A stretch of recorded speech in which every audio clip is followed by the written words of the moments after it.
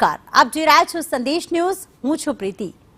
હવામાન નિષ્ણાંત અંબાલાલ પટેલે એક આગાહી કરી છે, જેમાં હોળીના દિવસે વાતાવરણમાં પલટો આવશે।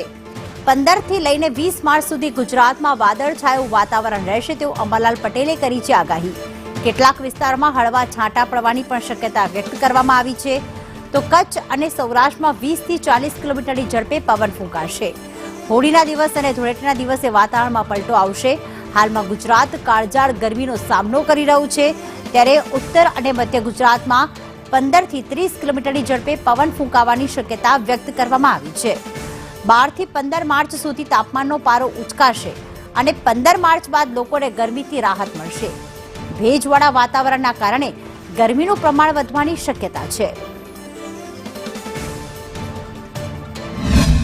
હોળીના દિવસે હવામાનમાં ઘણો પલટો આવશે અને આ પલટા જે છે ફેબ્રુઆરી કરતાં માર્ચ એપ્રિલમાં પલટા વધારે આવવાની શક્યતા રહેશે। હોળીના પર્વ નિમિત્તે ગુજરાતના ભાગોમાં વાદળો આવવાની શક્યતા રહેશે। લગભગ કેટલાક ભાગોમાં 14 તારીખથી 18-20 તારીખ સુધીમાં વાદળો આવવાની શક્યતા રહેશે અને હોળી પૂર્વે પણ દેશના ઘણા ભાગોમાં વાદળો આવવાની શક્યતા રહેશે।